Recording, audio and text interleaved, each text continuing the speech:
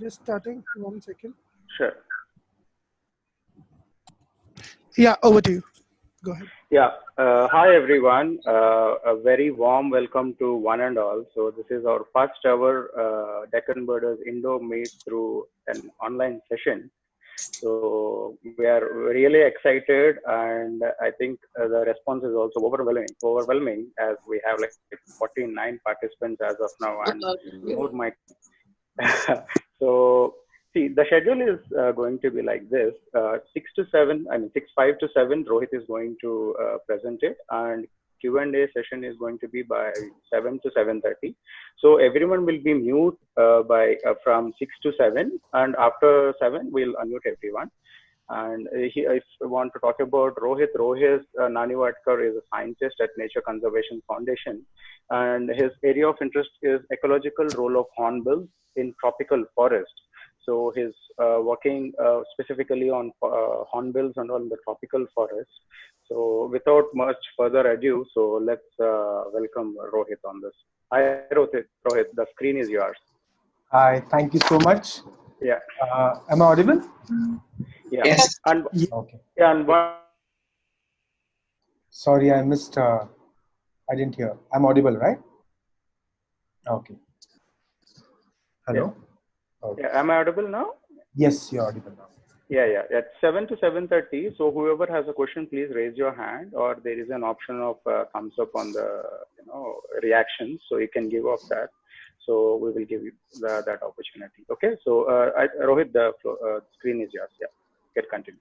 Thank you so much. I hope you and your families, all of you, are safe and are doing well. At the onset, I would like to thank German Center, Deccan Birders, Surekha ji, Shrikant Gautam, and all of you for giving me this opportunity to talk about my work.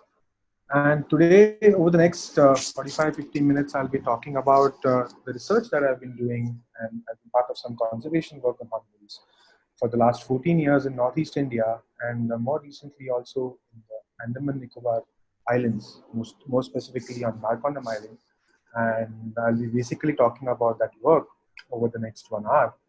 And I'm really excited to talk about hornbills all the time. And I hope that at the end of this talk, I'll be able to share my love and joy for watching these beautiful animals, with you all. So this is broadly going to be the outline of my talk. I'll give a very brief introduction to hornbills, why they are such special birds. Then I will go on to talk about my research that has specifically looked on why hornbills are ecologically important. First two sections basically kind of emerge from many questions that I often get about what are hornbills, and some questions about hornbills which people ask me, and I've tried to organize talk in that sequence of the questions that I often get. And also they ask me why to conserve them, why are they so important, and I hope at the end of this talk I'll be able to convince you that hornbills are really critical components of the tropical forests, and therefore we need to kind of invest efforts to save them. I'll also talk about what threats do hornbills face and what is the status, especially in Northeast India. And I'll also discuss very briefly about some of the steps that we think, some small steps that we're trying to take to conserve these hornbills, especially in Northeast India. Yeah, so why are hornbills so called? And this is a painting by an unknown artist of the rhinoceros hornbill. Now, rhinoceros hornbill is not found in India, it is found in the forests of Southeast Asia. And the scientific name of the rhinoceros hornbill is Buceros rhinoceros. And Buceros in Greek stands for the cow horn. And you can see the structure on the top of the beak of the rhinoceros hornbill, which looks like the cow horn. And that's what gives the name to the entire group of animals, which is the hornbills. Now, the casques themselves are really fascinating structures by themselves. And the casques in most hornbills, except the helmeted hornbill, is a porous and very hollow kind of structure with very intricate keratinized structures, as you can see on the beak and on the basal part of the casque. Now, the casque is thought to play multiple functions. In some species of hornbills, the casque is thought to be like an amplifier. It helps them amplify their calls. And if you ever seen or heard a great hornbill in the forest, you'll realize that you can often hear them several kilometers apart. And probably the casque of the hornbills help them amplify those sounds. The other function which the hornbills, the casque also recently has been found to play is in the African ground hornbills, we found that the casque also helps them dissipate heat. That is, it helps them regulate their body temperatures. And especially because these African ground hornbills live in the savanna forest and can get very hot in the daytime. And it also helps them regulate their body temperature. And casques are therefore very unique and very interesting structures by themselves. And often the hornbills are often confused by this another group of birds called the toucans. Now, toucans also have very large beaks, but they are actually not very closely related to hornbills at all. Now, hornbills are closely related to hoopoes, while toucans are more closely related to barbets. And if you look at the geographic distribution of the toucans, you can see that the toucans are found in the tropical forests of the Americas, while the hornbills are found in the tropical forests of Asia and Africa. So toucans and hornbills are very different birds. So often people ask me, how many species of hornbills do we have in the world? And we have about 62 known species of hornbills, out of which 32 are found in Asia and 30 are found in Africa. Now, what you see on the right of the screen is a phylogenetic tree, which basically has arranged the different species based on their relatedness to other hornbill species. And this is based on the DNA of the hornbills, different hornbills that has been extracted and sequenced, and then it's been used to determine the relationship between different hornbill species. Now, the orange box is basically all the Asian hornbills, and the blue box below are all the African hornbills. Interestingly, what you see is a species called the Berenicornis comatus, which is found in Southeast Asia, and its closest relative is actually found in Africa. So they are a very, very interesting group, evolutionarily also, about how the species have come into being. Still very, very fascinating. Now, while hornbills get the name from the Buceros hornbill, you can clearly see, based on the different paintings by Daniel Giraud, that different hornbills look different. They vary in shape and size. The smallest hornbill can be as small as a dove, and the largest hornbill can be as big as the 5 kg African ground hornbill. And you can notice the diversity even in the casque structure, and in the case of the species which is at the bottom right, you can see that it doesn't have a casque, while on the top left, there's a species which has a knob-like casque. And then the species which is second from the top left, which is the helmeted hornbill, has a very, very unique casque, which no other hornbill has. Its casque is actually like ivory. And unfortunately, because of that, the species is often targeted by hunting, and it has resulted in its current IUCN status being uplifted or being upgraded to critically endangered. It has really gone extinct, or it's gone, the abundance has really dropped in many areas in Southeast Asia where this bird is found, because it is been poached for that reason. Now, where have hornbills evolved? Now, the phylogenetic tree and understanding the genetic relationships between the different hornbills have also enabled us to give an understanding of where these birds have evolved. And the birds have actually evolved in the savanna forests of Africa. And, the closest relatives are hoopoes, which are carnivorous, and many of the hornbill species, in fact, most of the hornbill species that are found in the savanna forests of Africa are actually carnivorous in diet. They mostly feed on vertebrate prey and also invertebrate prey like insects, lizards, snakes, and small mammals.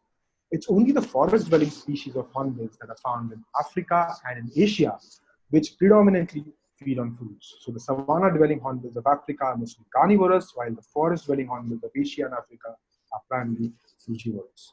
Just to show you where the hornbill distribution globally is, you can clearly see that you have hornbills in the sub-Saharan region of Africa, parts of the Middle East, and then you have hornbills again in South Asia and Southeast Asia, right up to the Papua New Guinea. Now, before I move into this next section, where I'll talk about the 9 different species of hornbills we have. So out of the 32 Asian hornbill species, we have 9 different species of hornbills in India. Now, people often ask me, are hornbills found everywhere? And then clearly this map will potentially help. The sequence of maps of different hornbill species that I show you will enable you to understand how interesting their distributions are, even in India and across Asia. Now, this is a painting of the Malabar grey hornbill. This is a distribution map of the Malabar grey hornbill, and the squares that you can see are mostly the distribution, is broadly the distribution range of the hornbill across its whole range. And you can clearly see that the Malabar grey hornbill is restricted to the wet forests of Western Ghats. And then you have the Indian grey hornbill, which is again a small bodied hornbill like the Malabar grey hornbill, An Indian grey hornbill, which is also found in Hyderabad and Secunderabad, is actually found across the dry areas in the country. Then we have the Malabar pied hornbill, and you can clearly see that its distribution is very interesting. It is found in parts of central India, and then you have it in the moist areas and better parts of the Western Ghats, and it again is found in Sri Lanka. You then have the closely related species of the Malabar pied hornbill, which is the Oriental pied hornbill. Now, the pied hornbill is so called because these birds are black and white in color. And the Oriental pied hornbill is found in parts of the Eastern Ghats. It's found in the Himalayan foothills. It's found in Northeast India. And its range in Asia extends right up to Borneo and up to Bali in Southeast Asia. We then have the great hornbill. Now, the great hornbill is the largest Asian hornbill. It can weigh up to 4 kilos, and it's quite a large bird. And you again have great hornbill, which is found in the tropical, in the foothills of the Himalayas, Northeast Indian hills. Interestingly, it again has a very disjunct distribution. It is found in the Western Ghats and in the Himalayas. And then you have again its distribution extending up to Sumatra in Southeast Asia. Species of, not all hornbills are cooperative, but this species of brown hornbill. Now, this is an old painting by Gerard, and that time probably the Tickles brown and the white-throated brown hornbill were not identified as distinct species, but this is basically in the spirit of showing his paintings that I have retained this picture here. And you can clearly see that the brown hornbill is found in parts of Northeast India. It's not found throughout the Eastern Himalayas, only found in parts of Northeastern hills. And then it's found actually in Southeast Asia. Now, this is a very interesting species because it's a cooperative breeder. That is, the chicks from the previous batch, previous clutch, actually help the parents raise the chicks from the present clutch. And therefore, they are really fascinating species. And we have one species of all the 9 species. This is the one species that is known to breed cooperatively in India. Then we have the endangered, the globally endangered hornbill, which is the rufous-necked hornbill. Now, it's found in the subtropical forest of the Eastern Himalayas and parts of Northeast Indian hills. And it, in its range extends into parts of mainland Southeast Asia. Now, this is the wreath hornbill, which is again restricted to Northeast India, and its range in Southeast Asia extends right up to Borneo and up to Bali. Now, we are also very lucky to have this very interesting species of hornbill called the Narcondam hornbill. Now, Narcondam hornbill is only found on one tiny island, which is about 7 square kilometers in area, and nowhere else in the world. The island is itself isolated from the Andaman Nicobar Islands. It's in the middle of Andaman Sea, surrounded by deep ocean. And it's a volcanic island.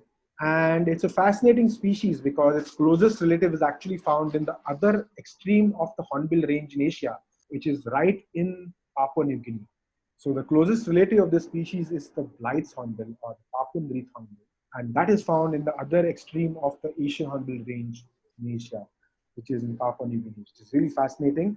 It's again an evolutionary puzzle. And what is interesting about this species and this whole species is that actually India swapped the Coco Island with Myanmar. So this island originally belonged to Myanmar and India swapped it. And that's how we happen to have Narcondam hornbill, the 9 species of hornbill in India. So what also I often get, people ask me, what do Asian hornbills feed on? And most, as I mentioned before, all the tropical forest dwelling hornbill species mostly feed on fruits, and Asian hornbills mostly feed on fruits. Here I am showing a video of the Narcondam hornbill, which is feeding on one of its preferred food items or one of its main food items, which is ficus roundfire, just before the breeding season.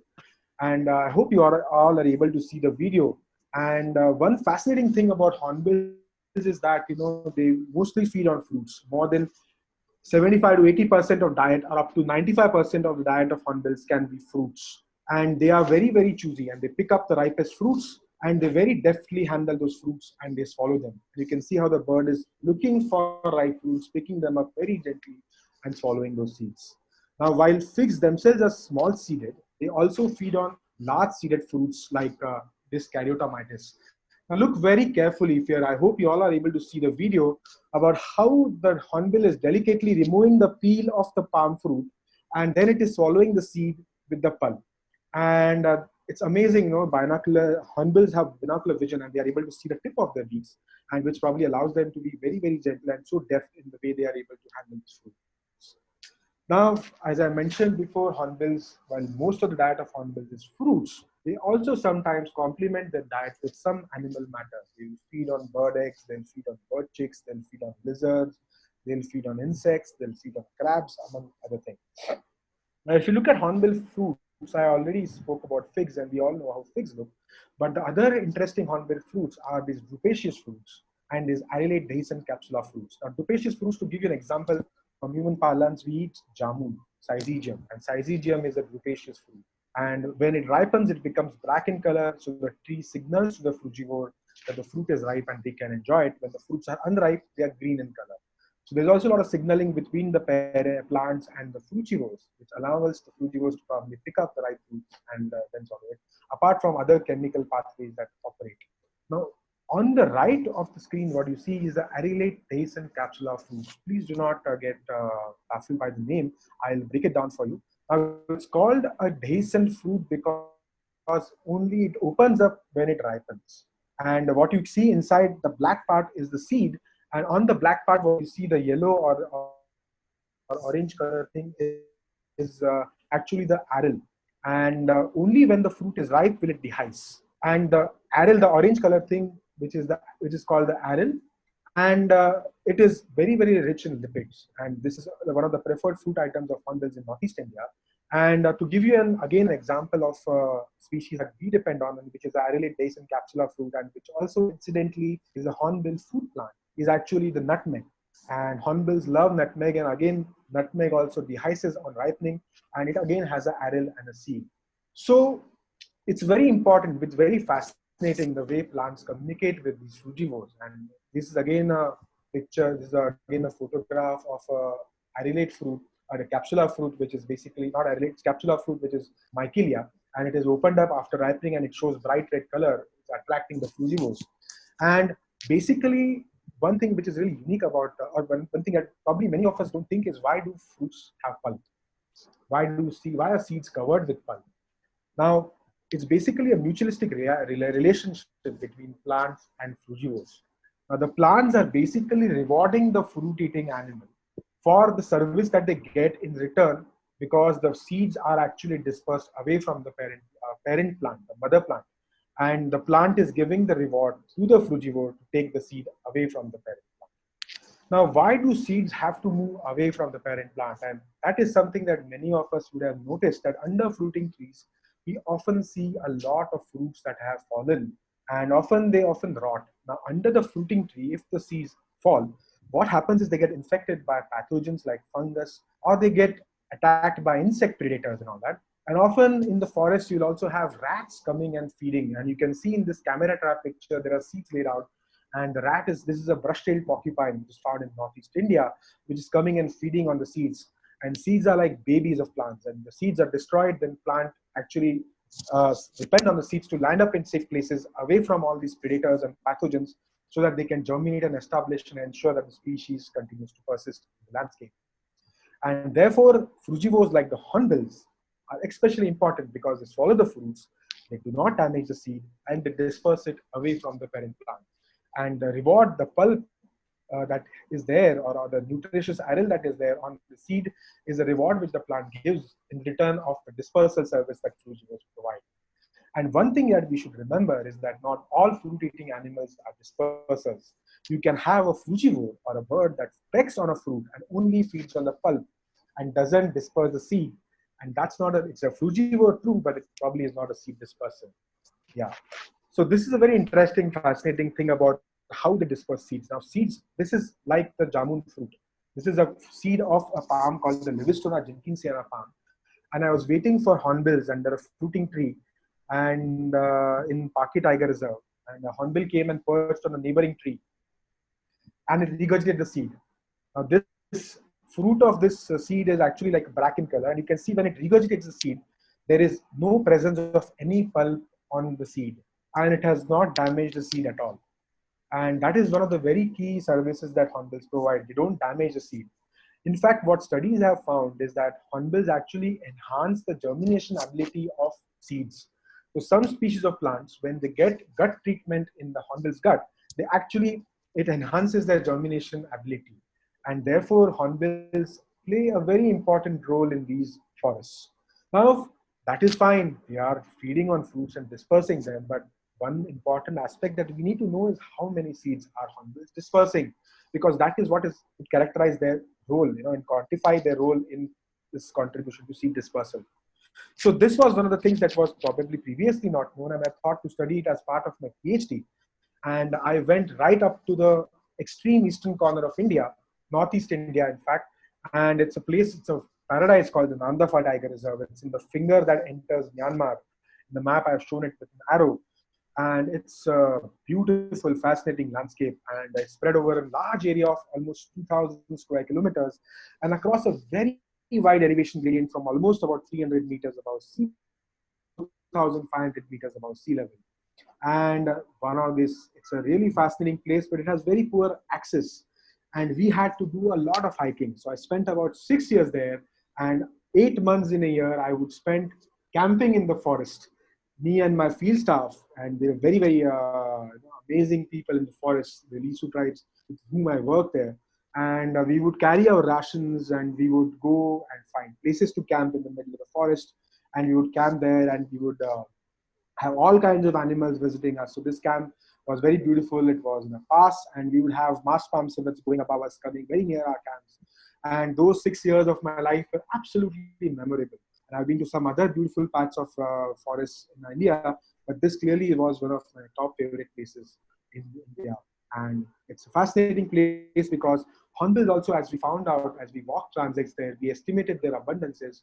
We found that amongst different mainland sites of across Asia and South Asia and Southeast Asia, Namdapha had very, very high densities of hornbills, and as compared to many other sites. And as I already mentioned before, when hornbills feed on fruits, they remove the aril, which is the orange part here, and they disperse the seed. Now, to determine what role hornbills are playing in seed dispersal, we focused on large seeded plants, which are primarily dispersed by hornbills. So we first demonstrated that hornbills are the main dispersers for these large seeded plants. We focused on them, and then we laid out almost about 2,400 plots, which we monitored for 2 years, 8 months in 1 year and several months in the next year. And we recorded how many seeds were arriving in those plots. And what we found is that hornbills were actually dispersing in areas where there was very high densities of hornbills. They were dispersing 11,000 seeds per day per square kilometer, and these were only of the large seeded plants. They also feed on figs, and a single fig fruit can have many, many seeds. And so they are actually dispersing very, very high numbers of seeds in these forests. And therefore, they're playing a very important quantitative role in these forests. So the second question that we thought we should ask is, how far do hornbills disperse seeds? Because as I already mentioned, the seed has to actually go away from the parent plant for the seed's probability to survive, germinate, and probably eventually establish. And also, you should remember that plants are immobile animals, and immobile beings. And if they have to expand their geographic ranges, they are dependent on animals like these for expanding their geographic ranges or moving into new habitats. Now, to give you a perspective of how important this function of seed dispersal is, this phenomenon of seed dispersal is in tropical forests, more than 75 to 80% of plants that are found in these forests are dependent on hornbills or are dependent on animals for seed dispersal, which highlights the value these fruit-eating animals provide to these plants in these tropical forests. So to find out how far do hornbills disperse seeds, we moved to a new place, which is not new in terms of our research and conservation work, but definitely new in terms of the research that we did.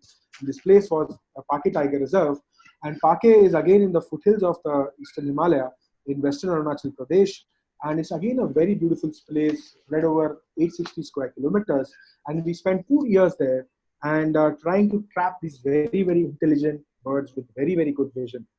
So 16 months that we spent in those forests there to try and trap these hornbills, we were able to trap about 17 hornbills.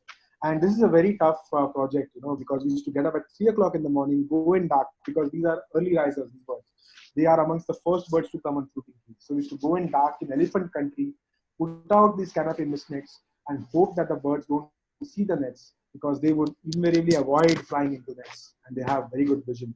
Invariably, we managed to catch 17 birds. We let go of the female and juvenile birds because we didn't want to hornbills have very interesting breeding biology, which I'll talk about later. And we didn't want to disrupt their breeding, or we didn't want to potentially cause any harm to the juvenile birds, which grow up in size. And therefore, we only tagged the adult male birds. And the tags were basically GPS loggers, which would record GPS locations of these birds at every 15-minute interval. Now, movement information is what we got from the GPS tags. But to determine how far the seeds are getting dispersed on the parent, from the parent plant, the other critical information that we need is how much time will it take to regurgitate the seeds. Because they eat the fruit, but how much time will it take to regurgitate the seeds? Now, here is one thing that I want to tell you is that in the case of medium and large seeded plants, hornbills regurgitate the seeds. They don't defecate them. It's only the very small seeds like those of the ficus which are defecated by hornbills and dispersed by hornbills for defecation. So what two researchers who were on this project, Ushma and Akanksha, they would collect fruits from Pake, put them in ice box, drive for 7 hours into Dimapur Zoological Park in Nagaland, and stay there. Next morning, get up, thaw the fruits, then feed them to captive hornbills there. They would then wait for the birds to regurgitate the seeds. And we found that hornbills take anywhere between about 1.5 to 2 hours to regurgitate the seeds that they feed on. And they can take, in extreme cases, they can also retain the seed for as long as 9 hours in their guts. And this information, along with the movement data, allowed us to estimate how far our hornbills dispersing seeds from the parent plant. And it's really fascinating because hornbills disperse most seeds between 250 meters to 1 kilometers from the parent tree. And some seeds were dispersed more than 10 kilometers from the parent tree. Now, this is especially relevant in cases where you have fragmented forests. So hornbills are large birds, they're able to move across fragmented forests. Unfortunately, that is the state of many of these forests that we have in tropical areas. They are fragmented. Hornbills can act as key connectors. If they don't move the seeds across fragments, across patches, what can happen is, the genetic diversity of plants can actually reduce. So birds like hornbills are rare. You don't have many birds that can disperse, or many animals that can disperse seeds at such long distances. And therefore, hornbills are very, very critical in these ecosystems. Now, as I mentioned before, I said hornbills are very important in the system. So what happens if hornbills are lost? Now, hornbills in Northeast India face myriad threats, and of course, across Southeast Asia face myriad threats from hunting and also from habitat loss, logging, habitat conversion. And hornbills are also a very integral part of many, many communities across Northeast India and Southeast Asia. And they form important parts of the folk, the culture of these communities. You can see the Nishi tribesman here on the bottom right, who has decorated his headgear with the casque of the great hornbill. And similarly, many Naga tribes also use the tail feathers of the great hornbills to decorate their headdresses, traditional headdresses. Now, hornbills are also hunted apart from cultural reasons. They are also hunted for their meat and for their body fat, which is thought to have medicinal values, which is not proven. Apart from that, hornbill forests are under a lot of threats from logging and other threats that I mentioned before. Now, what happens is that, when you have logging happening in a place, one is that hornbills are dependent on large trees for nesting. And also some of their main food plants are also large trees, which happen to be important timber plants. Here on the left, you can see the photograph of a canarian tree. Now, canarian is also very familiar to us because we use dhupa in our pujas, and that dhupa, dhamar as it is called, comes from the resin of this tree.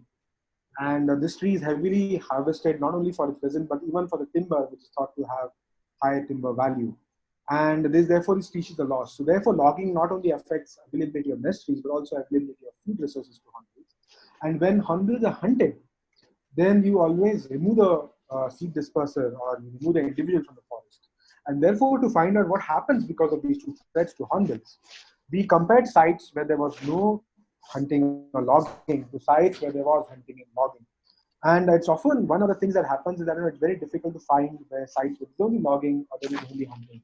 Often hunting and logging are coincidental, and which makes it imperative to look at the combined effects of these two on hornbills and on other plants that are dependent on hornbills for seed dispersal.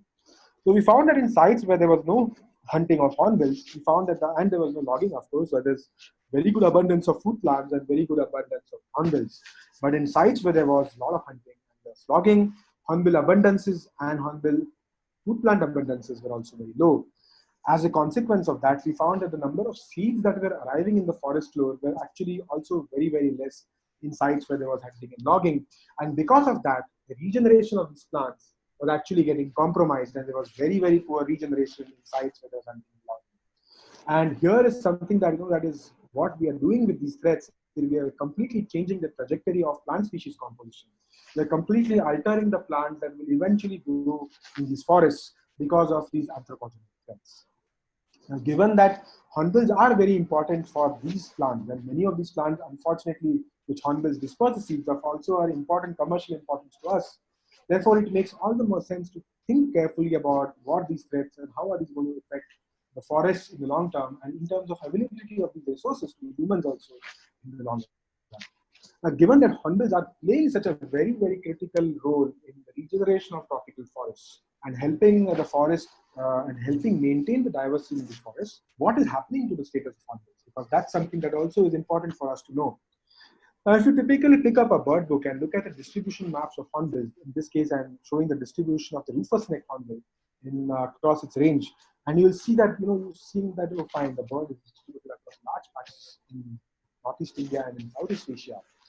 But it is important to determine whether these patches represent the true distribution of the hornbills in the current context of habitat loss, hunting, and other threats that hornbills face. And that is what we were something really interested in, to determine if hornbills were going locally extinct, how has their distribution changed over time, and what is happening to hornbills over space and over time. And therefore, as part of my PhD, I did survey in Arunachal Pradesh. And after my PhD, I did surveys in 5 states in Northeast India. And over cumulatively, we've traveled across almost 35,000 kilometers. We've hiked in multiple protected areas and non-protected areas. And also, we interviewed a lot of people to determine the status of hornbills across these 6 states in Northeast India. Now, as I mentioned before, hornbills are an important part of the culture of many, many communities in Northeast India, and therefore many hunters are able to identify the different hornbill species very effectively. They also go to the forest regularly, and in areas where there is hunting or there is disturbance, hornbills are often very rare, and thus field surveys themselves might not help us determine the status of hornbills. And therefore, we had a lot of interviews with different communities, with hunters, with old hunters, with young hunters, with forest department staff, and we interviewed more than 700 people, more than actually 809 people that we interviewed in these landscapes, and we determined whether they were seeing hornbills in the past and whether they were seeing hornbills in the present. Based on that information, we used some statistical tools, and this is what we found. This small map on the left is what we find in the IUCN Red List and typically in bird books and all that. And you think, and it gives you an impression that the bird is actually found in very large parts. But then you actually see that based on the modeling that we did, if you look at the thing, only the darker areas on the map are where the probability of occurrence of hornbills is very high. In most of the other areas, the probability of occurrence of hornbills is very, very low. So you realize that even though we might feel that the hornbills are very widespread, they're actually restricted to tiny, tiny patches. In some cases, mostly restricted to protected areas. And we found that in the last 20 years itself, we were able to document that hornbills have probably reduced their habitat use by almost 30% in the case of the great and the rufous-necked hornbill, which is quite drastic. Now here also, I would like to give you an example of Meghalaya. Now, I happened to go to the Natural History Museum in London to measure the gape widths of the different frugivores. The gape width is basically how wide the beaks are.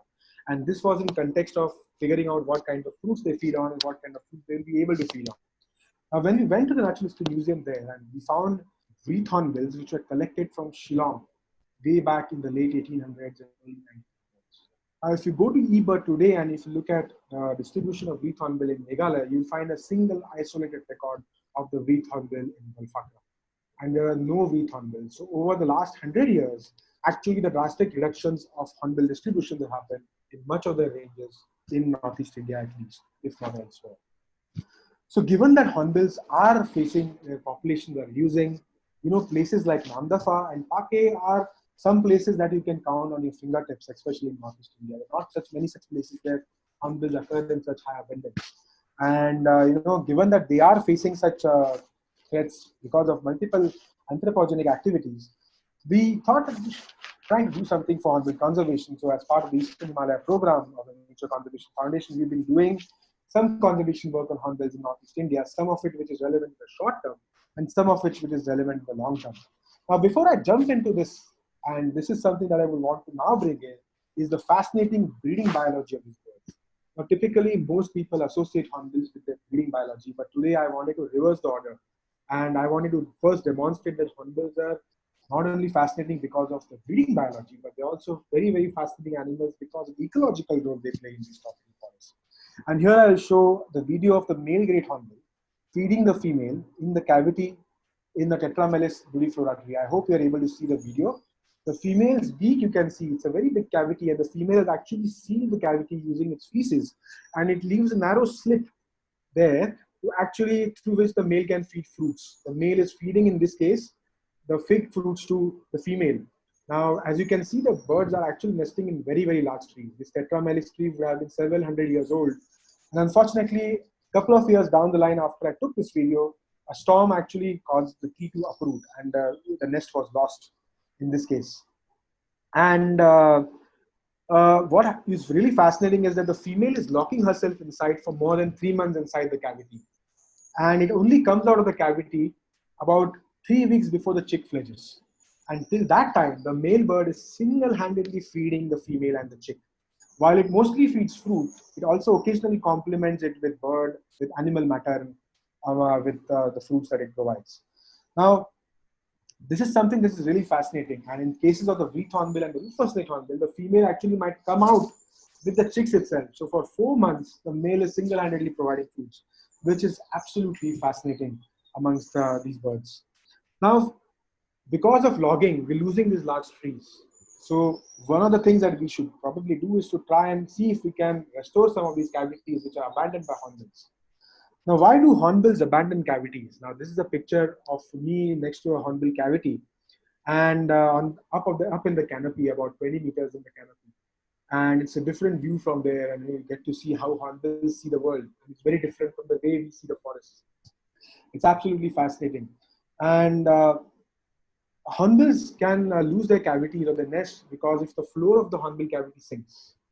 You should remember that it's a big cavity inside, and if the floor sinks, the female is not able to sit and exit, and therefore the female will stop abuse, or the pair will stop using the nest.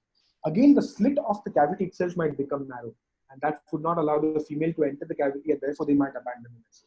In some cases, the cavity might get blocked, and in some cases, there might be water which accumulates in this cavity. So if we are able to restore some of these cavities, it is fascinating. So over one field season, over a couple of months in Paki Tiger Reserve, we tried to do that. Me and my friend Sataj and our team of the Eastern Himalaya, we got together and we climbed up canopy trees and tried to fix this. And here is what I'll try to show you with pictures that, there was one of these cavities in Pake where the cavity entrance got blocked. It got blocked because the cavity entrance became narrow, and also there was a climber that went across the tree. And Sataj climbed this tree and it removed the climber, also made the cavity slightly wider. And this is something which is very, very satisfying. That initially, when there was climber on the tree, the birds had stopped using the cavity. But the moment we cleared that cavity, that year itself, and even this year, birds are nesting in those cavities. Pair has again taken back to nesting in these cavities, which is absolutely fascinating. Other project that we took, and it was probably more heavily inspired by work that is happening in Southeast Asia. And Aparajita was really excited about doing this. I was about trying to put up nest boxes in cavities to see if hornbills take up these nest boxes, and so that to bolster, because you should realize that in Assam next to Pake is areas where there's been highest rates of forest loss, and many areas where in the past which were forest breeding habitats, lovely lowland forests have been lost forever, and therefore we had to augment, potentially see if augmenting the nest cavities can help and hornbills take it. So we tried this experiment where we hauled up these cavity nest boxes in the canopy, and you can see the nest box 20 meters high up in the canopy. And again, we had a lovely team there in the field, and Sartaj and me here, we've set up this nest box in the canopy there. And these nest boxes we put up about a year and a half ago, and hornbills are yet to take them, but we're hoping that hornbills do eventually take these nest boxes. And then it will be really nice to try it out in especially places where the breeding habitat or the hornbills is especially limiting. Now, one other interesting program in the Northeast India, which the Eastern Himalaya program implements, is the Hornbill Nest Adoption Program. Now, Hornbill Nest Adoption Program is inspired by the Nest Adoption Program which started in Thailand by the Thailand Hornbill Project team. And we also closely work with Thailand Hornbill Project team. They've been doing some pioneering work either in capturing hornbills or in conservation of hornbills. and we work closely with them. And Aparajita Datta with another colleague started a program, this Hornbill Nest Adoption Program in Paki Tiger Reserve. And I've been fortunate to be part of this program, where basically we're working with the local organization, the Gurab Society and the Forest Department, and we have an MOU with them.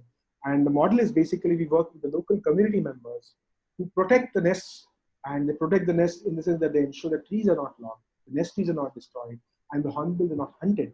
And in the non-breeding season, they also take care of the roost sites of these birds. They go and monitor these roost sites to ensure that the birds are not getting hunted at the roost sites.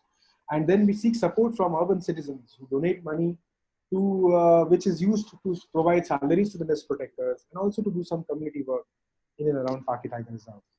And we've used this model, and I've been mostly involved in finding sites for new other sites for hornbill conservation in Northeast India. And we started some work in North Bengal, in other parts of Arunachal Pradesh, and in Upper Assam on different hornbill species. Now, apart from hunting, the other main destruction is the habitat loss. And lowland forests are one of the most preferred habitats of hornbills. And large trees, tetramelis trees, which is found in these areas in quite abundance, are also very important nest food plants. And also the food abundance of hornbills is also very high in these forests. And unfortunately, these are also targeted by human activities. Now, this was a patch of forest outside Namdapha Tiger Reserve, in a reserve forest that I used to visit regularly from 2008. And I had seen hornbills in the same site here. And a year later, when I went there to monitor, and it had been cleared and for growing oranges. And such anthropogenic activities are actually resulting in loss of hornbill habitats in large scales across Northeast India and across Southeast Asia. And one of the things that we're trying to do is to try and bring back the forest there. And this is again a long-term work that I was talking about, where the Nature Eastern Himalaya program started a rainforest nursery where we grow more than 50 species of native plants. And these plants we've been planting in the forest there. Here in the middle, we have Ken Thapa, our field staff, who's standing next to a tree that we had done the restoration work way back in 2017. And in 3 years, the tree has grown so high, the sapling has grown so high.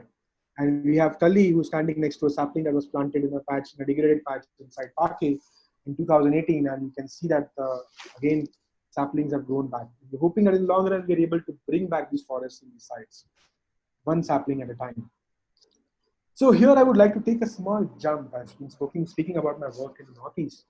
And I know hornbills are really fascinating, and I love them because they take me to some really, really exotic and really, really beautiful places. And from working in some really pristine places in Northeast India, I've been able to visit this very, very wonderful oceanic island called the Narcondam Island. Now, Narcondam Island is a volcanic island. So about 750,000 years ago, there was a volcanic eruption that resulted in this volcano, in this mountain popping up from the sea. And it's in the middle of deep sea. Around the Narcondam Island, the sea is as deep as 3,000 meters. And this mountain is basically from the sea level, you have about 7 to 10 meters is the peak of the mountain. And it's quite distant, as you remember from the map that I showed earlier of the distribution. It's quite far away from the main Andaman archipelago. And even from Burma, it's more than 250 kilometers or more than 200 kilometers from Myanmar. And you have a species of hornbill there. And this became probably a dormant volcano about 12,000 years back. And this is a species of hornbill which is only found on this particular island and nowhere else in the world. And it's a really fascinating system because it also allows us to really evaluate what role hornbills are playing in the system. Because unlike the mainland sites, like in Pake, we would have about 50 different frugivores that are feeding on fruits and dispersing the seeds. But here in Narcondam, there are only about 7 species of frugivores, including one bat. And therefore really allows us to figure out what role are hornbills playing in engineering, in developing and generating the plant and maintaining the diversity of forests in these beautiful landscapes. Now, we spent about 2 months there. We went there in December and we got back in February. And 5 of us spent, this is our team, and we are a team of 8 people and we complement each other's skill set. But I've been working on hornbills. We have an evolutionary biologist who is Danvi. We have Abhishek, who is a young master's graduate who has very interested in frugivory and seed dispersal. Vivek has been working in the islands and on mammals, and he's also done work on Narcondam Hornbill earlier. We have Navendu Page, who is a plant ecologist. We have Adarsh, who is a web developer. Prasen, who is a filmmaker and photographer. Adarsh is also a filmmaker. We have Sataj, who is a painter, writer, and apart from being a qualified biologist.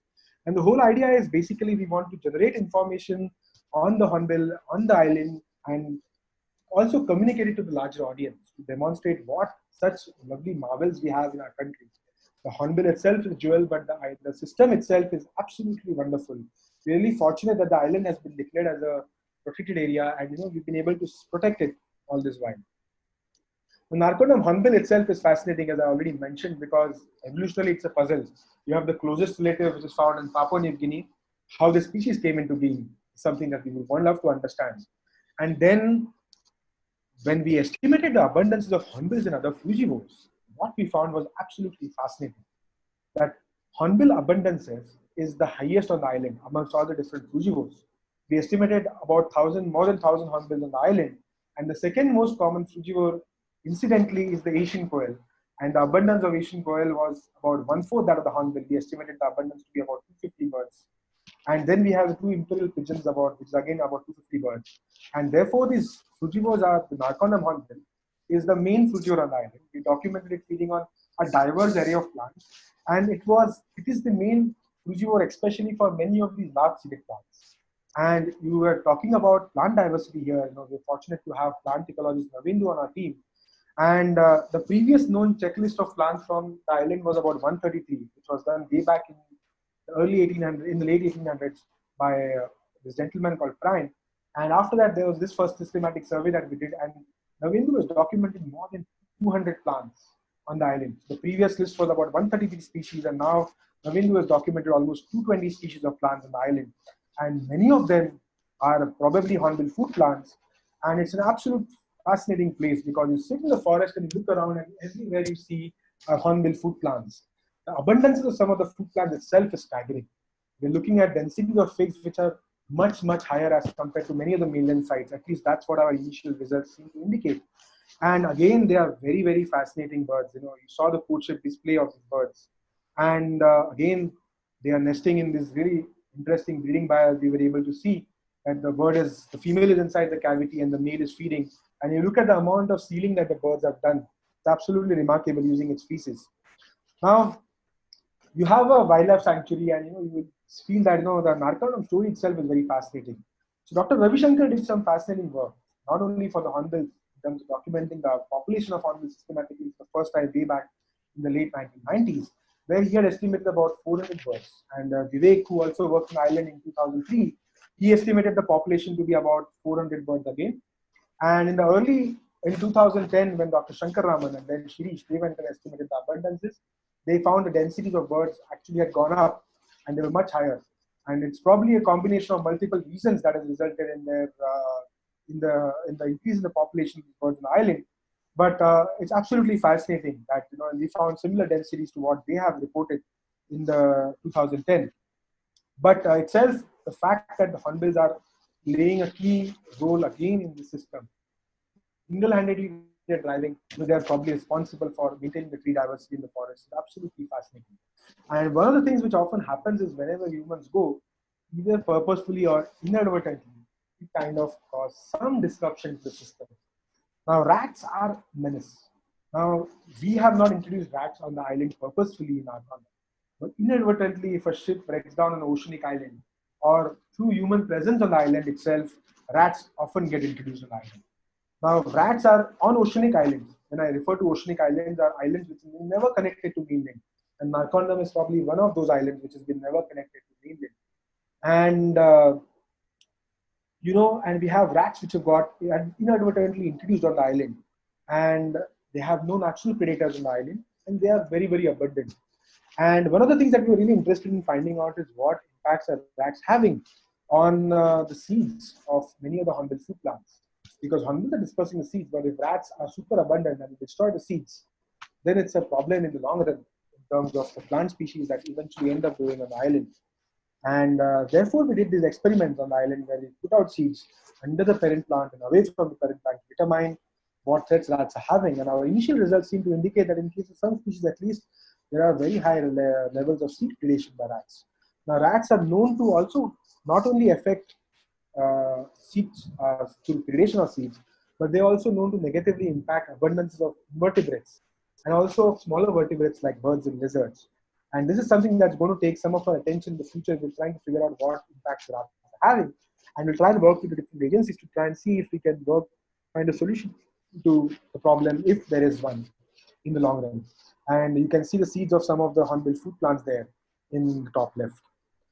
So, we might see from a distance and you see that it's a wildlife sanctuary, it's protected, but, we have to be extremely careful, especially when we're dealing with species like the Narcondam hornbill, which is a point endemic, which is restricted to one island and nowhere else in the world. You have to be always, you can never be complacent, because Dr. Ravi Shankaran had actually highlighted that goats, at times there were feral goats on the island, and feral goats were overbrowsing and causing lack of regeneration of the hornbill fruit plants. And he had highlighted that. And then there were actions which were taken, which resulted in goats being removed from the island. And also he had pointed towards hunting of hornbills, which also potentially was then stopped. And we didn't detect any evidence of hornbill, which is also probably for the population of hornbills to bounce back. And therefore, but however, having said that, we can never be complacent with such species, because we have only one chance. And if we are not careful and we're not on our toes, we can cause permanent loss to these systems. And you can imagine the kind of loss to the plant diversity, the impact it will have on plant diversity when hornbills are lost from the system. So over the last 1 hour, I have taken you to some interesting landscapes in Northeast and in the Andaman Nicobar Islands. And I have also, I hope I have convinced you about the critical role that hornbills are playing as seed dispersers in maintaining the diversity of hornbills in these forests, and what impacts are we having on those forests, and in some measures what potential activities that we've done a little bit in the Northeast India to try and safeguard hornbill populations. And this is where I would like to end my talk. And when I gave the talk, The Constant Gardener, the title, The Constant Gardener, it has more than one meaning to it. I don't know if many of you have seen this movie called The Constant Gardener. Rachel Weisz got an Academy Award for this movie. And again, the movie has love, violence, and of course the protagonist is a gardener. And of course, hornbills are the gardeners of this forest. But again, the tagline of the movie, love at any cost, again, they epitomize the investment, which is huge, to raise a single chick. That's what great hornbills do. They raise a single chick in a year. And the investment that they do is really, really very high. And it's absolutely fascinating. So all of this work that I've presented here wouldn't have been possible through generous support that we've received from the government agencies and also from non-government agencies, and which has been very vital in allowing us to do this research here. And it's also been possible through different sets of mentors that I've had, through collaborators, through researchers, through students who worked on these projects, through our field staff. Everybody has contributed big time, and without their support and help, this wouldn't have been possible. We've also received a lot of support from different government agencies, be it the MOFCC, NTCA, or the Indian Coast Guard and Police, recently in facilitating this work. And I am extremely grateful to all of them for supporting this work. I hope you enjoyed my talk. And Sartaj, as I mentioned, is an artist on this project, and he's been making paintings of the hornbills and to depict the different interesting biological aspects of the hornbills, ecological aspects of the hornbills. And here are a few of the paintings that he's made. And I would like to thank all of you for your patience. I hope you liked my talk, and I'm happy to take any questions. Thanks a lot.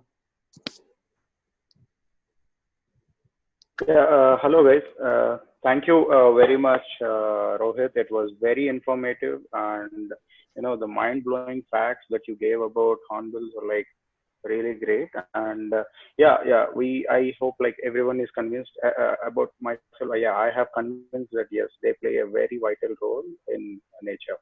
So yeah, Rohit will take now Q&A now. So whoever has a question, just please raise your hand, or Ashish. Yes. Can you hear me? Yes, Ashish. Hi, Rohit. Thanks for a wonderful talk. So I have a bunch of questions, but I'll start with one. I counted the great hornbill feeding 19 pigs to the female incarcerated inside. How did they bring them up one by one is one question. The second part is, what happens to the seeds in the cavity if the fruit also has seeds? And is there a change in the mechanism of feeding for consumption and for transferring that seed to the female? Because in consumption, I saw them spitting out the seed and eating just the pulp. So thanks, Ashish, for the question, and very interesting question that you asked. So hornbills have modified esophagus. Now, in the case of the wheat hornbill, but wheat hornbill has a very distinct pouch. And hornbills also have modified esophagus, so they retain the seeds in that pouch, and they keep regurgitating the seeds from there. And they have to do it by, in some cases, I feel it's by trial and error, because once I had seen a great hornbill mate with a female, and then it was, it kept regurgitating 6 seeds. It wanted to find one particular species of fruit which it wanted to feed to the female. They have a lot of this posture feeding. So it kept regurgitating the seeds till it found the right one, and then it offered to the female. So it's, in some sense, they carry the fruits in this esophagus, in this modified esophagus, and then they keep regurgitating it till they find the right one, and then they will feed it to the female. And that is one thing. Then the second question about females regurgitating the seeds in the nest. So actually, they don't regurgitate the nest inside the nest cavity. The females are very particular, and they would actually, even the poop, they keep picking up from the beak and they keep throwing it outside the nest. They want to maintain the hygiene inside the nest. And because over a period of time, there will be a lot of seeds that will accumulate inside the nest. And therefore, they keep dropping the seeds below the parent plant. And before I did the study to estimate the seed arrival in the forest floor, earlier studies, there have been a couple of studies that have documented how many seeds arrive at the nest site. And at the nest site, below the nest tree, a lot of seeds get accumulated. And there, not necessarily hornbills might be playing a great role, because of the accumulation of seeds over time, over months, there is a lot of predation of seeds, and it doesn't necessarily result in an advantage to plants in terms of seed dispersal service. So at the nest, hornbills are probably not the best dispersers. Having said that, what we also found is that the male birds, while the females keep regurgitating the seeds below the parent plant, male birds are actually still continuing to disperse the seeds in the forest floor away from the nest. That's something our telemetry data has allowed us to determine. And Ashish, I forgot your third question, sorry.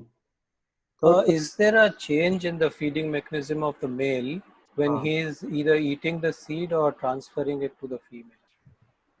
So yeah, so that karyotamyces, that thing where you saw where it is feeding the female. So that karyotamyces, that behavior, even we had not seen it before. At least I had not seen it before. And karyotamyces palm itself, I saw it for the first time in Narcondam. We've got a different palm in Northeast probably. And when hornbills feed on that palm, what they do is they actually remove the peel of the fruit. And they remove the peel of the fruit, and then they swallow the fruit and the seed. They swallow the pulp and the seed. So what you see the male dropping before it feeds the female is actually it has dropped the peel and it has fed the female the pulp and the seed. Okay. So it's the peel that has been dropped. So actually I have another video that I can probably share with you later on. Actually I can upload it on YouTube and I can share the link to everyone, where it is so deft in removing that peel, and it actually kind of tosses the fruit up, drops the peel and catches the fruit, which is absolutely fascinating. Yeah. Right. I hope I answered your questions well.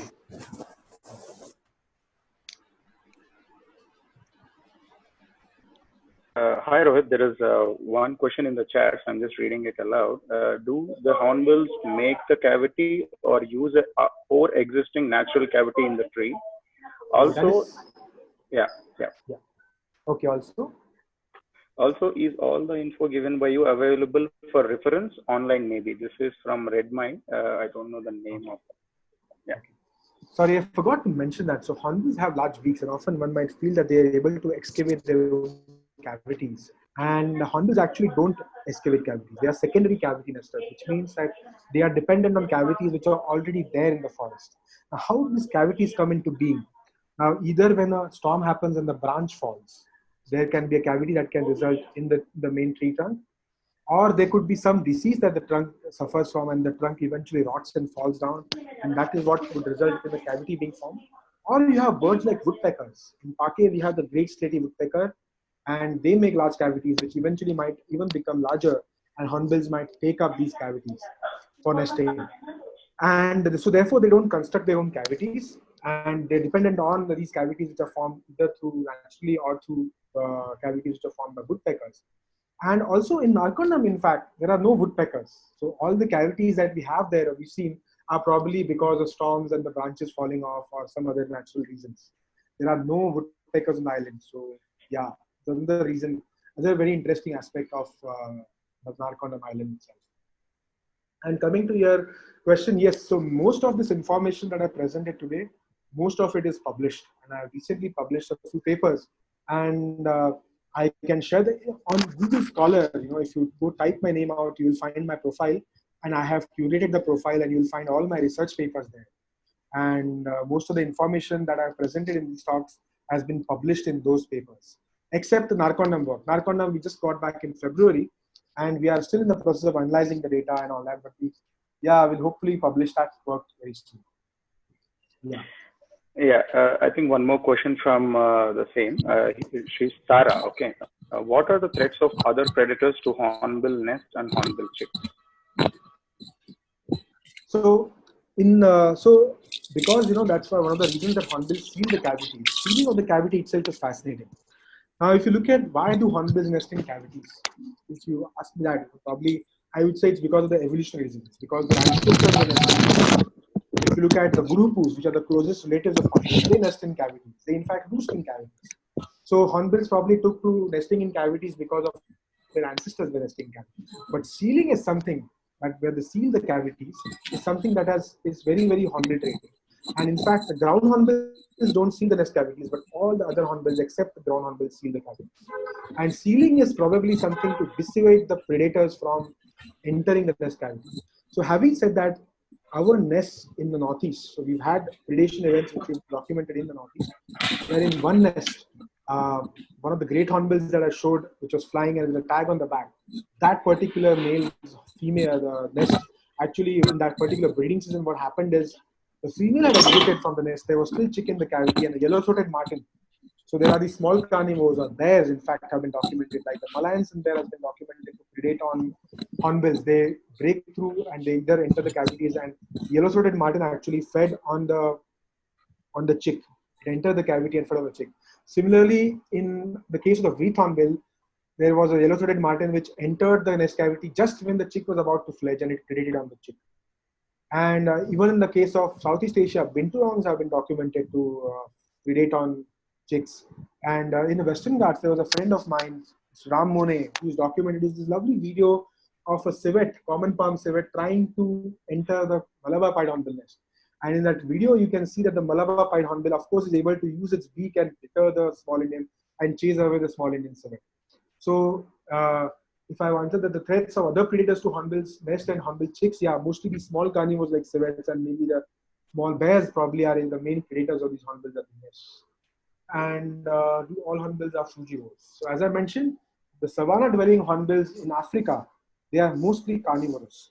And it's mostly the forest-dwelling hornbills in Africa. And of course, most of the Asian hornbills are all primarily frugivores. Yeah. The next question is from Devnath. Yeah, Devnath, you can ask the question directly. Yeah. So hi Rohit. Hi. Yeah, it was indeed a very good talk.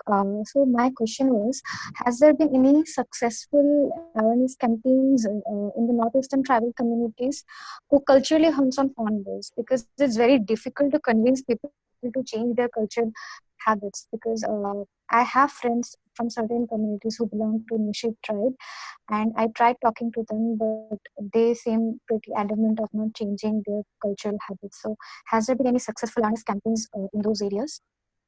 So, in and around Pake Tiger Reserve, it's been absolutely fascinating, and this is it's because of largely the efforts of multiple agencies that have worked in Pake. Be it the forest department, it's got a string of very good forest officers that have come to the area, and then there is a lot of support for wildlife. Now, in Pake, also around Pake, we have the Nishi Community Day, and they have been supporting conservation of hornbills. And in fact, in Pake, some of the roost sites that we have, it's absolutely mind-boggling, because in Arunachal, if you imagine, there's the only place probably in Arunachal where the hornbills come and roost inside a village. So we sit in our base camps in the Dalong village outside Pake, and hornbills, we sit in our base camp and watch hornbills come and roost in the village. So it's absolutely fascinating. And then, but it takes a lot of time. And fortunately for, if people observe this, observe the hornbill breeding up close, it really kind of changes the mind. So there's a documentary of our nest adoption program on YouTube, and I can share that link later on with you all. And there you can see our nest protectors. And they make some of those confessions, which are, of course, what they actually felt that they have actually reflected there. And that is something that, watching them breed and, education, nature education is something that we're trying to do in the Northeast again The Eastern Himalaya program of NCF is doing that. And that is something that we hope that when people watch animals, that is a completely transformative experience. But it requires sustained and multi-agency efforts, and it can lead to a lot of transformation. In fact, having said that, one of my batchmates was from the Nishi tribe. He's a circle officer now. He did his master's from wildlife science, and he's an extremely passionate conservationist. There are people in Pake who are now fighting for dams in Dibang Valley and other places. They're fighting for a lot of illegal activity happening outside Pake. So there are Nishi people who are taking up conservation causes. Similarly, there are members of other communities also, like Ipra, Mikala in Dibang Valley. And there are others in other areas of Arunachal where people have started to appreciate, and they're really passionate about conservation.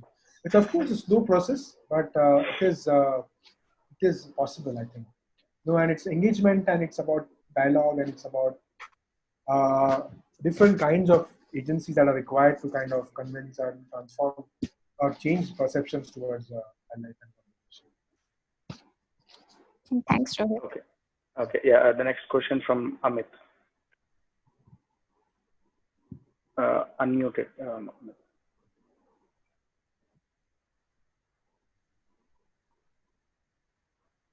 No, we can't hear you. Yeah. Is it audible now? Yes. Yeah. Please.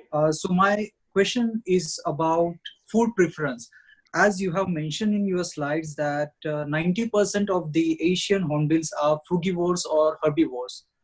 But as you have also mentioned about the 10%, the remaining one, that they may sometimes go for carnivore type of what they call insects, crabs, or sometimes even bird chicks. So in this case, I would like to know, like, what is the main factor which they are making them to go and to feed on those insect or chick birds? So it's the protein, and animal matter is rich in protein, and so they complement the diet, because protein, of course, they get from fruits, but it's not such high concentrated levels of protein as they would get in animal matter that they feed on. And one of the reasons is that, and typically studies have shown that during the nesting also, once the chicks hatch, the delivery of animal items in the diet increases. And proteins are essentially what they want to provide to the growing chicks that time to help in the development of the chicks and all that. So it's the protein requirement that is complemented, which is primarily why hornbills would primarily feed on animal matter. Yeah. And yeah. Okay, Amit, you're satisfied? I have like extension to the same question that as you have said, yeah, definitely it's about all protein, but like, is it something specifically that they will always like whenever they feel they are less in protein, so they will go for what we call these insect or birds or some another kind of animal feeding, or they do occasionally, like is there any pattern? So to determine the animal matter in the diet is kind of tricky, and in most cases it's determined through the delivery that happens at the nest. And you basically count number of fruits that are delivered, number of animal matter delivered, and then you determine what proportion is fruits, what proportion is animal. Because in non-breeding season, it is kind of a rare event to see a hornbill picking up one particular insect, or to see them feeding. Having said that, in the case of Narcondam hornbill, we've seen it feed on spiders, we've seen it feed on catkids, on cicadas. In front of us, they've caught it and they fed on it. So it is possible to see them. But it is very difficult to answer your question whether what is the main motivation for them to go and feed. And that is something that is difficult for me to answer, because that is also difficult for, it requires to really determine the answer to the question. It requires an experimental setup where we are able to manipulate the situations and then figure out when are the hornbills picking up animal matter. Is it because of certain depletion or certain lack of nourishment, or whether they do it because of their evolutionary history?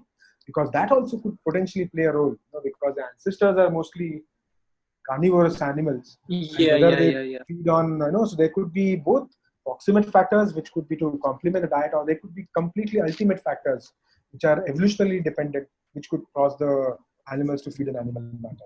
So it's a difficult question for me to answer, and very difficult to in fact find out in the field itself. So, but though all these criteria or whatever the finding people have done on the basis of that, it's quite common, right, to see these hornbills are feeding on insects or some another kind of animals.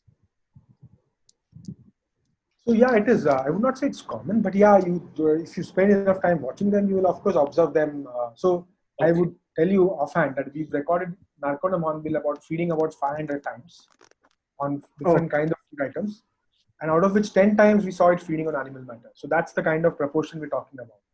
So 10 out of 500 is the kind of ratios we're talking about, and that's more or less what you would also document in many other cases of other hornbills. Yeah, and in fact, it could be even lesser than that. Yeah. So I didn't understand the question clearly, but no, I was just curious to know whether it is common for these kind of hornbills to go and go for these carnivorous type of feeding preference, or like it's just something which is making them, like other than protein, like making them to go, for example, during their breeding season, during their maybe what they called when the female is inside the nest, or like something requirement or some special factor which is making them to go and feed on those animals. That was my just curiosity to know, other than fruits and all. Yeah, so that is a difficult question. What is making them feed on animal matter is a difficult question to answer. Mm-hmm. But you see them feeding on animal matter both in the non-breeding season and the breeding season. And based on my limited observation in the field, I've actually seen them looking for insects.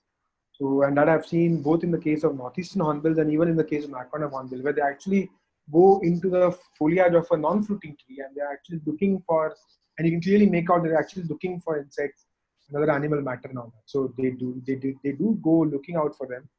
And of course, if they're perched, and in the cases where once I saw them feeding on cicada, where just perched and it suddenly saw the cicada, it hopped, went, picked up cicada and ate it. And then on the other time, there was a praying mantis on the branch above, it saw it and it went and picked up.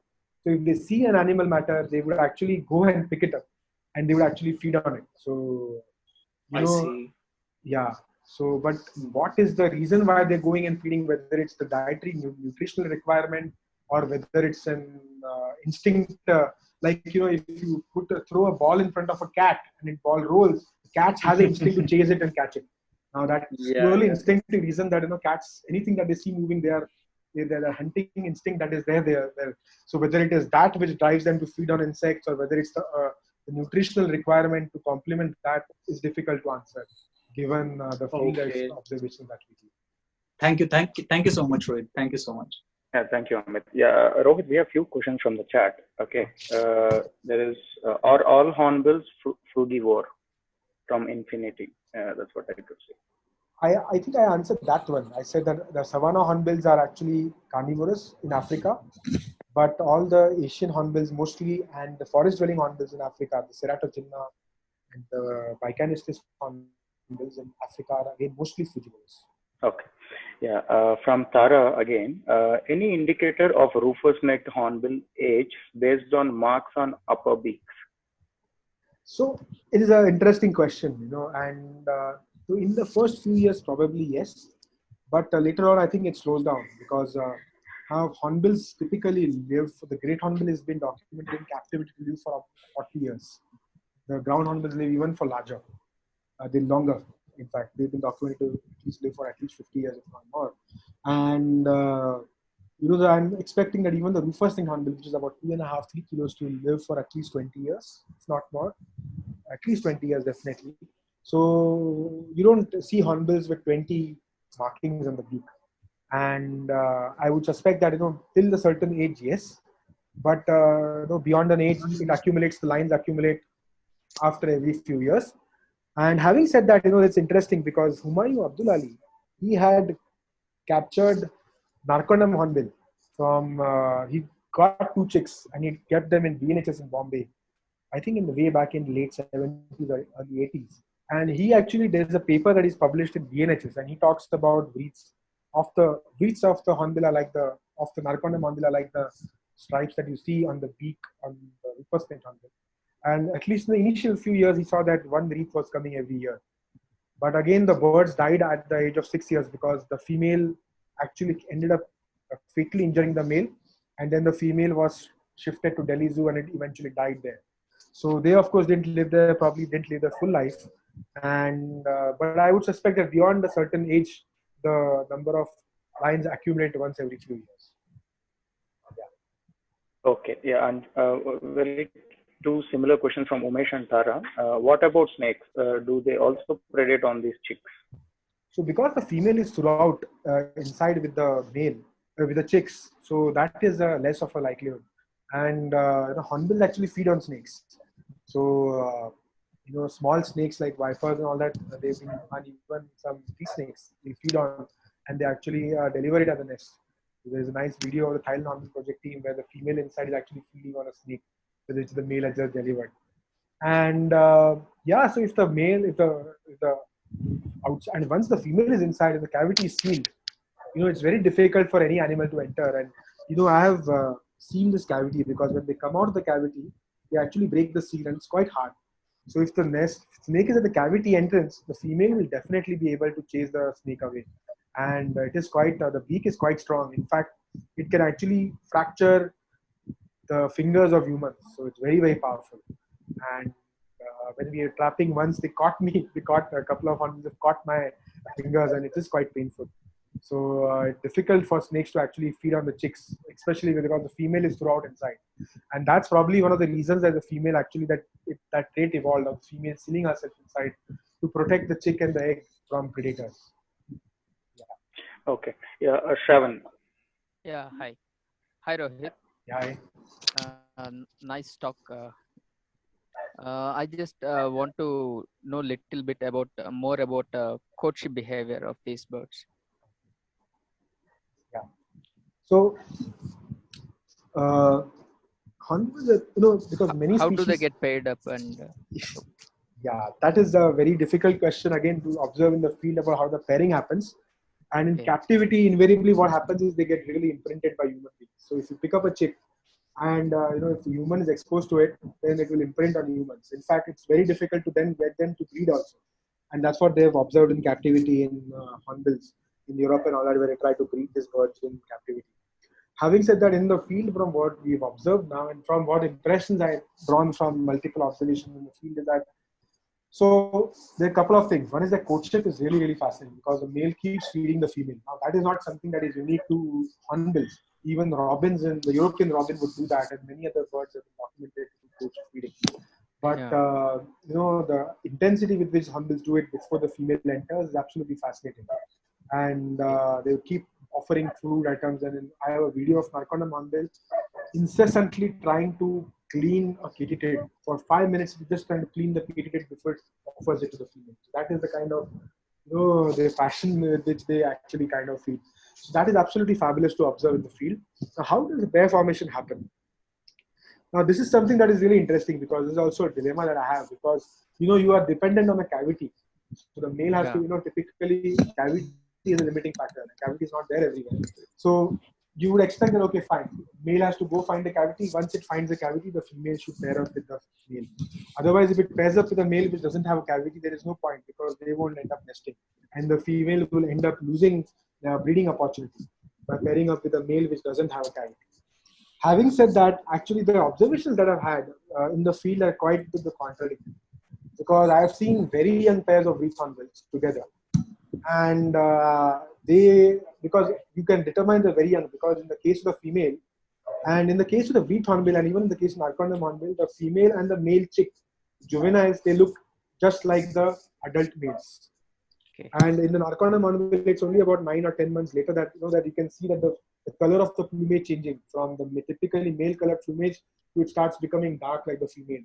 And in the case of Narcondam hornbill, it was really interesting. So I have a lot of videos of these birds before they entered the nest cavity, and a lot of these young birds, and which only are about a year and a half or about 2 years or maximum 3 years. And they all move together in large flocks. And it's crazy because, the male will be courtship feeding one female, and then it will be courtship feeding other female. The female will be feeding one male, the other female will be feeding this male, and these birds definitely do not have nest cavity. So clearly they start pairing up before they find the cavity, is what increasingly I am starting to suspect. But again, this is very difficult till you tag the birds and until you tag juvenile birds, until you keep observing when they breed and where they breed. It is very difficult to actually determine what happens. Having said that, there's an interesting anecdote I would like to share about hornbills. Actually, it's a research finding. Is that, in many species which are thought to be monogamous, scientists have found promiscuity in them. That is, they find that there are extra pair populations of the male, and often the chicks that are side by the female belong to some other. In hornbills, from whatever limited literature that is there, they've actually found 100% paternity. So from the male of the pair is always the father of the chicks, and this has been done in Africa, and they've found absolutely no promiscuity in one particular species in Africa. So and it's because it's a very, very big investment. The female is locked inside, and the male is the kind of investment the male is doing. It's very difficult. It's rare to find in the avian world that kind of investment that the male bird does towards raising his chick. And so that's absolutely fascinating. I hope I have answered in bits your question, but this is something that's still unresolved, and we have to think of innovative ways to determine this. Of course, tagging these birds and monitoring this, it's actually quite a nightmare because birds are very difficult to capture. And second is these birds are endangered animals, very difficult to get permits. It took us 1 year to get permits to capture birds in the Northeast. We're working in a tiger reserve, we were working on endangered animals. So we get permission from the MOFCC, the NTCA. So it's a long, tedious procedure. And it's again something should be done, but it's very difficult to do it in field. But, yeah. So, and one more thing. So, how long do they stay in pairs? I mean, is it for the lifetime, or is it again for the seasonal? So this is again a tricky question, but again we need to tag birds to really determine how this happens, or you need to collect the genetic material over long term to really determine whether the same pair is forming or not, or the pair changes. Having said that, but there is evidence from Southeast Asia that at least for 3 to 4 years they found the same pair coming to the same nest. And in our case in Northeast India, at least we found that the same male was coming to the same nest, because our males had different areas that we tagged these birds, and we were able to see the tags on the males for multiple years. In fact, last year we've seen the tags on the birds, and same birds come to the same nest. So at least the male birds show a lot of fidelity. Probably the females also show a lot of fidelity, because you see the females. So the male maintains the territory kind of at the in occupying the cavity. So in the breeding season, yes. In the non-breeding season, they actually range over much larger areas. Our non-breeding males, they actually ranged over almost 65, 50 square kilometers in the 2-3 months that we had the information about. But in the breeding season, they were only moving within 2 square kilometer areas. And before the start of the breeding season, in February, if you go to Parque, in the morning, early morning, when it is still dark, if you enter the Parque, you will see a lot of pairs duetting. And often they also come to the nest cavities and duet. So before the female enters the cavity, also they will come and sit at the nest cavity, perch at the nest cavity, and they will duet a lot. So they do defend nest cavities. In Narcondam case, we've actually seen the pair defending the nest cavity. So if any other pair comes near the nest cavity, they chase away those birds. And so it's absolutely fascinating. And they do defend the cavities, but only seasonally, because in non-breeding season, nobody will occupy the cavity. Having said that, we've had instances where a monitor lizard goes and occupies a cavity and all that, and then sometimes it's confusion which happens. But to defend it from other birds, yeah, they do defend the cavities from other birds. Oh, thank you, Rohit. Yeah, I think we are running out of time. We'll take. I think we already got few questions. Rohit, let's be quick on this. Infinity asks, what is the period of time that the female stays inside the nest? Okay. So it varies for different species. Now, in the case of Narcondam hornbill, they breed for about 3 months. And in the case of the great hornbill, they breed for about 4 months. The wheat hornbill slightly more. So in the case of the wheat hornbill and the rufous neck, the female is there right till the end. And so the 4 months, the female is inside the cavity. So in the first week or so, the female will lay the eggs. It takes about 30 days to hatch. And after that, it takes about another 3 months for the chicks to fledge. And that's typically how it happens in the great and the rufous neck hornbill. In the case of the smaller hornbills, of course, the nesting duration goes down. And the duration in which the female comes out is variable again. So sometimes the females will come out early in the grey hornbill, or in the case of the other small hornbills, the female might come out early. But in the case of the brown hornbill, again, female might come out with the chicks itself. So yeah, so that is variable about when the female comes out. But yeah, so it varies between about 3 months to about 4 months in the 4.5 months in the case of the Indian hornbills.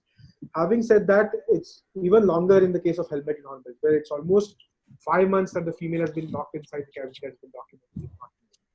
So I think the recorded duration, nesting duration is about 156 days for the entire nesting cycle of the helmeted hornbill to get over, if I remember correctly. Okay.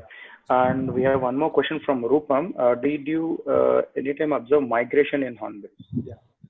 So wreath hornbills in Namdafa, they clearly migrate. So we have spent almost 8 months for, as I said, during my PhD for 4 years, I spending 8 months in Namdafa. Their numbers would peak in December. In December, January, the number would peak, and it would be almost about 60 hornbills per square kilometer in those times. But then by the beginning of the breeding season, they would actually move out of Namdafa, and you would not find any wheat hornbills breeding inside Namdafa by that time. By March and April, they would have moved out of Namdafa. And they clearly show actually reverse elevational migration. They breed in the lowland forests and they move into the higher areas to track the peak fruit availability. And that's a separate chapter that I didn't discuss about, but they probably track resources at multiple long scales. And the wheat horn and the great hornbill, what we found from a telemetry study is that in the non-breeding season, they range over larger areas. So as I already mentioned, great hornbill range over about 50 to 65 kilometers square in the non-breeding season. But in the breeding season, it was mostly restricted to 2 square kilometers. Okay. So, and yeah, a question. To migration, yeah. Okay. Yeah. And question from Ashish: what type of forest is the artificial nest being set up in? So right now, we've done it in Pake, inside Pake itself. We've not done it in outside Pake. And having said that, in Pake also, we've done it in the secondary log. So these are the old log forest sites where there was logging about 50, 60 years ago.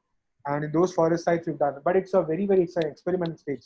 We still have to determine the success of it before we kind of scale it up and before we kind of do it at any other site. But yeah, all the 3-4 nest boxes that we've installed are all inside Pake in the old log forest site. So Rohit, what about the fruiting trees in that area? Okay. So yeah, so in Pake, of course, so you know it is quite yeah. So where we've seen where we put up the nest boxes there of course there are fruiting trees in the landscape because okay. area there are other nest trees of hornbills which we've been monitoring for a long time. Okay. Where it's not a problem at all. So there are fruiting trees around. And having said that, we've seen great hornbills even breeding in the reserve forest sites. Where actually our studies in the eastern Pake, around Pake, we have demonstrated that actually there is a depleted availability of fruiting trees in the reserve forest outside. But still, the hornbills continue to breed there. And they are still able to nest successfully in the reserve forest. Either by going into accessing the protected area sites or even by tracking patchily distributed resources in the reserve forest. Okay, Rohit. Last 2 questions. I think we are running out of time.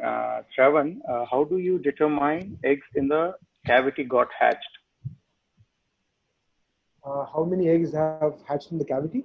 Yeah. So yeah. How do you determine eggs in the cavity are hatched? Okay. So yeah. So that is purely through information which the Thailand Hornbill project team has done. They have actually put cameras inside the nest cavity. They have some really fascinating videos of hornbills from inside the nest cavity.